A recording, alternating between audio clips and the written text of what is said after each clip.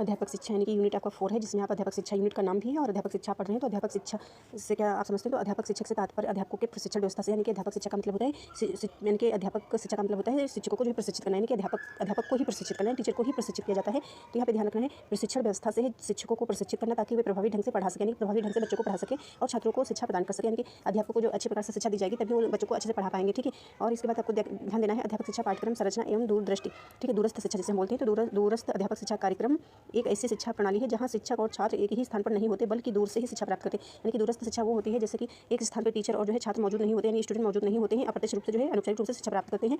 तो ये कर सकते हो। और इसमें जैसे कि ऑनलाइन कक्षाओं और जो है पत्राचार पाठ्यक्रम या जो है वीडियो कॉन्फ्रेंसिंग के माध्यम से शिक्षा प्राप्त करना। दूरस्थ शिक्षा एक ऐसी प्रणाली है जिसमें शिक्षक और शिक्षार्थी को स्थान या समय की बाध्यता नहीं होती। तो ये जो दूरदृष्टि शिक्षा यानी दूरस्थ शिक्षा जो होती है, इसमें जो है समय की कोई बाध्यता नहीं होती है। ठीक है। टीचर और स्टूडेंट जो होता है वो जो है एक समय पर इकट्ठे नहीं होते, जैसे कि क्लासरूम हो गया। ठीक है। तो एक साथ इकट्ठा नहीं होते हैं, ऑनलाइन माध्यम से पढ़ते हैं। ठीक है।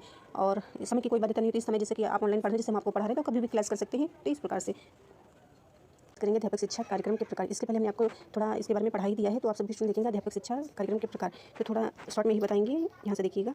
ये जो आपका पूर्व सेवा काल अध्यापक शिक्षा कार्यक्रम है, तो ये पूर्व सेवाकालीन शिक्षा जो होती है, ये टीचर बनने से पहले शिक्षा दी जाती है बच्चों को। ठीक है। यानी कि अध्यापक बनने से या शिक्षक बनने या टीचर कह सकते हो, अलग अलग नाम होते हैं। मतलब टीचर को शिक्षक भी बोलते हैं, टीचर को शिक्षक और अध्यापक बोलते हैं। तो टीचर बनने से पहले या अध्यापक बनने से पहले जो शिक्षा दी जाती है वो पूर्व सेवाकालीन शिक्षा कहलाती है, जैसे B.Ed हो गया, M.Ed हो गया। ठीक है। इसके बाद आपको एक ध्यान रखना है सेवाकालीन अध्यापक शिक्षा। तो सेवाकालीन अध्यापक शिक्षा क्या होता है? तो ये जो है टीचर बनने के बाद जो शिक्षा दी जाती है वो सेवाकालीन अध्यापक शिक्षा होती है, यानी कि अध्यापक बनने के बाद जो शिक्षा दी जाती है, यानी कि जब गवर्नमेंट टीचर बन जाते हैं। ठीक है। यानी कि गवर्नमेंट टीचर जो होते हैं उनको शिक्षा दी जाती है, यानी कि जो टीचर को जो शिक्षा दी जाती है वो हो जाती है। जैसे कि इसमें देख लीजिएगा कार्यशाला हो गई, सेमिनार हो जाएगा उदाहरण के तौर पे, यानी कि जो सेवारत होते हैं, यानी कि ठीक है। अध्यापक बनने के बाद वाली शिक्षा जो होती है वो जो है सेवाकालीन शिक्षा के अंतर्गत आते हैं। ठीक है। आपको ध्यान रखना है इतना ही। और इसके पहले मैंने आपको बता ही दिया है, पढ़ा दिया है, और इसमें समझाना था, थोड़ा यही बताना था कि इंपॉर्टेंट है। और एक टॉपिक ये इंपॉर्टेंट है आपके लिए, तो ये भी आपके लिए जानना जरूरी है। अध्यापक शिक्षा पाठ्यक्रम NCERT एवं NCT। तो इसको आपको क्या ध्यान रखना है इसमें, जो NCERT है इसका फुल नेम याद रखना है, फुल फॉर्म। ठीक है। NCTE का फुल फॉर्म याद रखना है, पढ़ लीजिएगा, लिखा हुआ है। ठीक है। हमको पढ़ाने की इसमें जरूरत नहीं है, इतना ध्यान रखना है।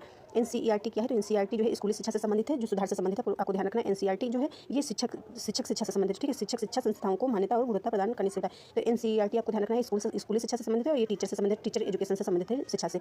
और इसमें NCERT यहाँ से देख लीजिएगा, स्कूली शिक्षा में सुधार के लिए नीतियाँ और कार्यक्रम बनाती है। यानी NCERT जो होती है ये स्कूली शिक्षा में सुधार के लिए नीतियाँ और कार्यक्रम बनाती है। और NCTE जो है ये यहाँ से पढ़ लीजिएगा, मान्यता प्रदान करता है और उनकी जो है गुणवत्ता को विनियमित करता है। ये ध्यान रखिएगा। ठीक है। और फुल फॉर्म आप याद कर लीजिएगा, राष्ट्रीय अध्यापक शिक्षा परिषद, हिंदी इंग्लिश दोनों में याद कर लीजिएगा। Thank you.